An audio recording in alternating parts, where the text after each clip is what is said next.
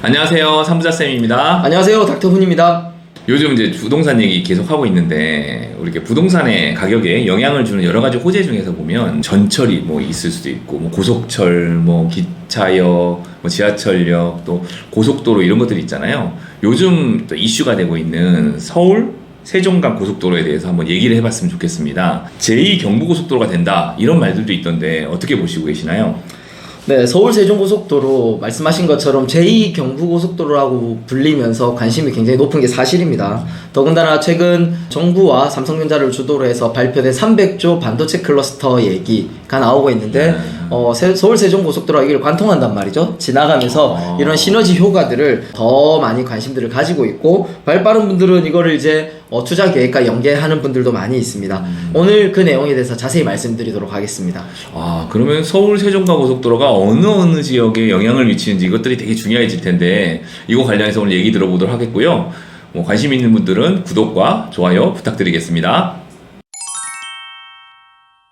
자, 그러면 서울 세종간 고속도로가 어떤 건지 한번 전반적으로 한번 알려주시겠어요? 네, 서울 세종 고속도로는 이름에서 나오다시피 서울과 세종을 잇는 고속도로인데요. 실제로는 이미 민자 노선이 서울부터 구리를 지나서 포천까지 민자 고속도로와 연결돼 있어서 사실상 경기도 포천부터 세종까지 대한민국을 중심부를 관통하는 핵심 고속도로라고 할 수가 있습니다.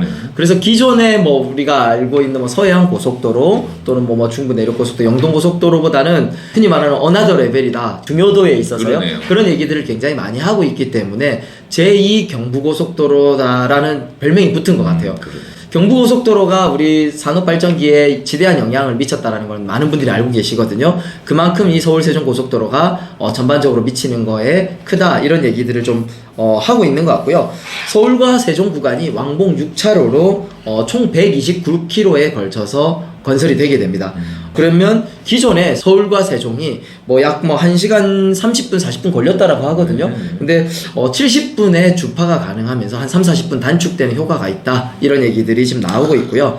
원래는 사실 제한속도 처음엔 150km, 또 이후에는 140km에서 지금 고속도로보다 훨씬 더 빠른 한국형 아우토반이다, 스마트 하이웨이를 표방을 했거든요. 그래서 톨게이트도 없이 중간중간 센서를 통해서 모든 정보를 수집하고, 향후 자율주행차가 완벽하게 상용화 되면 서울 세종 고속도로가 가장 최적화되게 만드는 선진 고속도로 시스템이라고 보시면 됩니다. 근데 이렇게 좋은 고속도로로 기획되고 진행되는 와중에 너무 집중도라든지 기존의 원래 목적을 잃는다라는 취지로 이 계획이 무산된 걸로 최근에는 발표가 되고 있거든요. 아쉽네. 조금 더 지켜봐야 될 것 같습니다.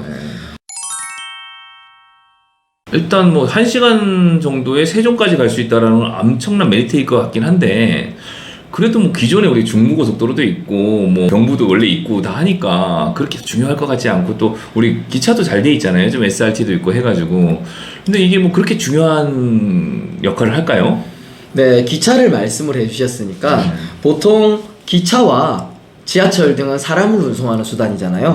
그래서 사람들이 모이게 됩니다. 사람들이 모이면서 주변의 인프라가 좋아지고 발전을 하면서 부동산이나 주택의 가격들이 올라가는 효과라고 볼 수 있죠.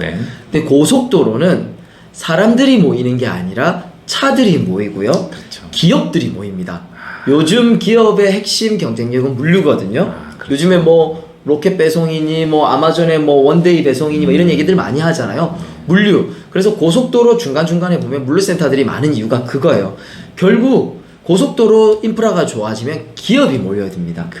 기업이 모여들면 어떻게 될까요? 일자리가 생기고 사람도 모이겠네, 또. 사람도 모이고, 흔히 말하는 우리 부동산의 여러 가지 요건 중에 직주근접 굉장히 중요하잖아요. 그래서 결국 또 해당 지역은 메리트가 생기게 되는 거죠. 그런 의미에서 고속도로 인프라도 상당히 중요하다고 할 수가 있고요. 일례로 서해안 고속도로가 사실 현대제철이라든지 이런 대규모 기반 시설을 물류를 담당하기 위해서 생긴 거거든요. 덕분에 평택이라든지 당진, 군산 이런 데들이 굉장히 많이 발전을 했어요. 맞습니다. 네.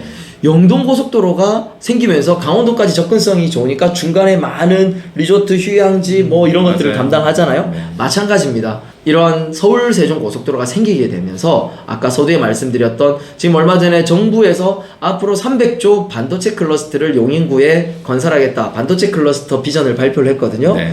이런 반도체 산업밸리 라인을 따라서 고속도로가 지나가면서 굉장히 큰 시너지를 모을 것이라고 생각을 합니다. 아, 그러겠네요. 그리고 기존에 많은 고속도로가 있다라고 말씀을 하셨잖아요. 네, 서해안 고속도로는 서서울 IC에서 연결이 되거든요. 그렇죠. 네, 우리 중부 고속도로는 동서울 IC에서 연결이 되죠. 그렇죠. 근데 사실 서서울 IC와 동서울 IC가 서울이라고 말하기는 굉장히 외곽이에요. 서울 좀 벗어나 있죠, 그렇죠. 다들. 맞죠? 근데 경부 고속도로는 대한민국 강남 양재동 지나서 바로 있잖아요. 반포를 연결을 그렇죠. 하죠. 반포부터 시작하죠. 예. 예. 그런 의미, 서울과 직결되는 서울 중심부와 직결되는 고속도로라는 의미에서 굉장히 의미가 큰데요.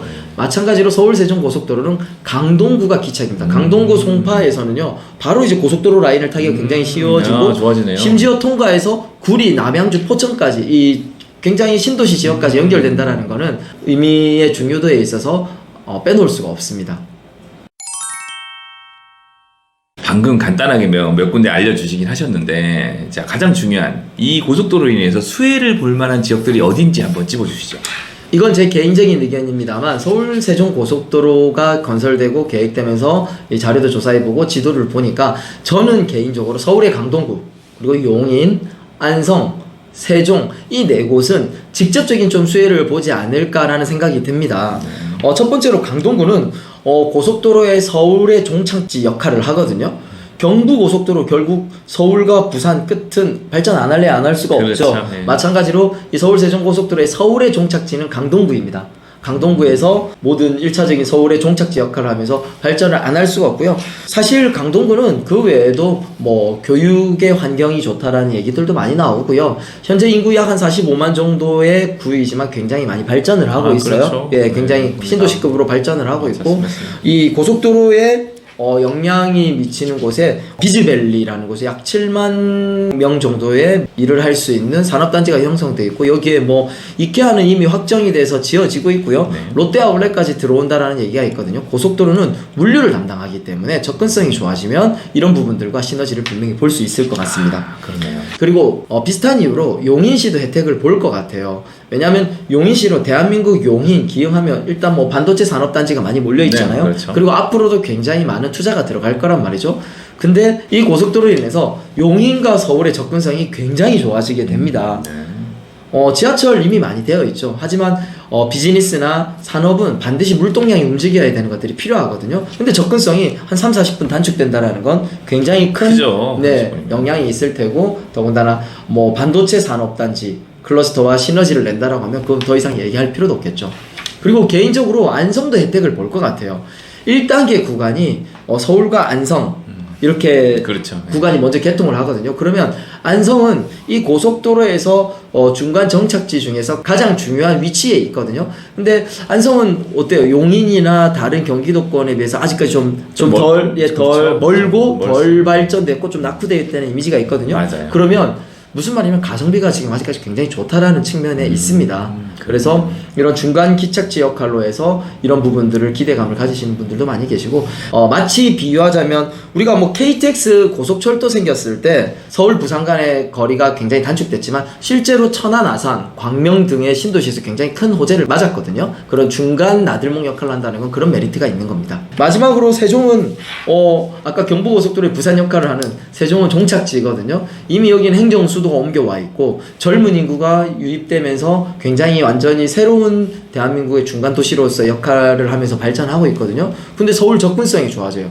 서울 접근성이 좋아진단 말은 뭐 한 70분 정도면 서울 와서 서울의 인프라나 문화생활을 누릴 수 있다라고 하면 사실 서울 내에서도 우리 막히면 1시간 넘게 걸리는 거 많잖아요. 많습니다. 많잖아요. 네. 그리고 이제 요즘에는 차들이 다 자율주행 기능들이 있어서 편하게 왔다 갔다 하면 세종이 더 좋아지겠는데요? 좋아지겠죠. 사실 한번 주춤했는데 이 고속도로 효과로 인해서 세종도 이제는 서울의 인프라를 누릴 수 있는 주거단지 정도의 입지는 굳히지 않을까. 그러겠네요. 네, 라는 생각이 좀 듭니다.